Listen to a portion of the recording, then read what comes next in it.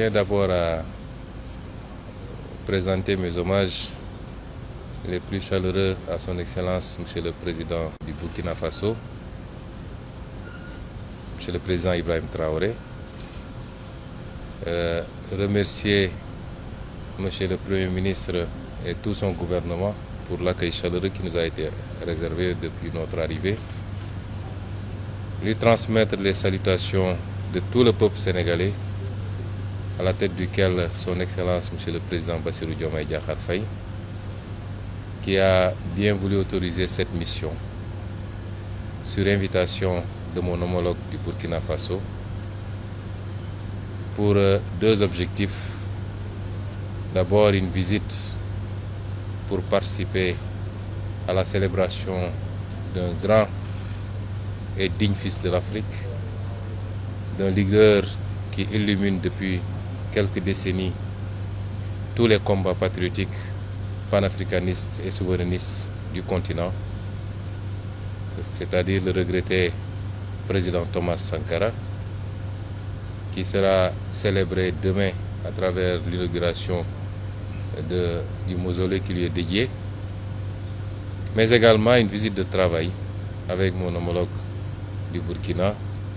sur un certain nombre de thématiques de coopération entre nos deux pays.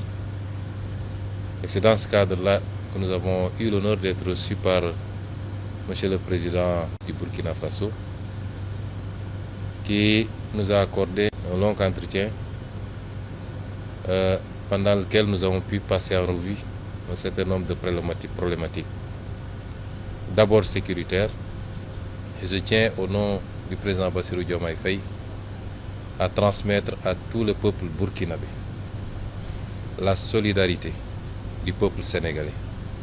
face à cette épreuve qui lui est imposée, qu'il n'a pas choisie, mais qui lui a été imposée. Transmettre un message de soutien absolu au président Traoré, à tout son gouvernement et au peuple burkinabé dans sa lutte contre ce terrorisme qui lui a été imposé. Envisager toute possibilité de collaboration et de soutien face à cette épreuve.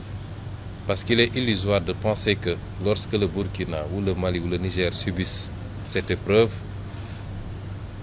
que ça restera simplement dans les frontières de ces pays. Nous savons tous que nos destins sont liés par l'histoire et par la géographie, et qu'aucun de nos pays ne peut être épargné par cette gangrène si elle continue à s'épancher à travers l'Afrique de l'Ouest. Et c'est pourquoi le Sénégal, au-delà de la manifestation de la solidarité, n'exclura aucune forme de collaboration pour soutenir nos frères dans cette épreuve. Dans le cadre bilatéral également, envisager la poursuite de cette collaboration qui est très riche déjà d'une vingtaine d'accords entre nos deux pays, mais une vingtaine d'autres accords qui sont aujourd'hui en cours de discussion et qu'il faudrait rapidement finaliser pour pouvoir renforcer la collaboration bilatérale, mais également la collaboration multilatérale dans le cadre de l'espace que nous partageons en commun. J'ai été très ravi d'écouter le président Traoré pendant de longues minutes nous exposer un peu la situation, mais également nous faire étalage de la résilience du peuple burkinabé face à cette épreuve. Réitérer son ouverture et celle du Burkina Faso à rester un facteur d'unité africaine, d'unité dans la sous-région, un facteur d'ouverture dans la collaboration à la fois économique et sécuritaire, parce que j'ai tendance à dire que ce continent n'a que ces deux défis. Et tout ce que nous devons faire doit tourner autour de cela. Évidemment, pour un pays comme le Burkina, le défi s'en trouve beaucoup plus important de devoir faire face aux exigences économiques qui sont des exigences pour tous les peuples, mais particulièrement les peuples d'Afrique, mais en même temps à devoir faire face à la crise sécuritaire qu'il vit.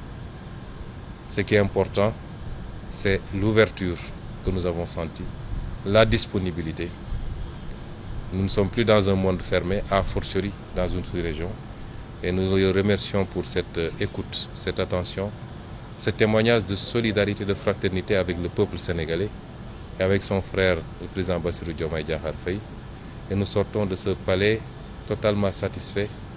et réconfortés quant à l'avenir de la collaboration entre nos deux pays.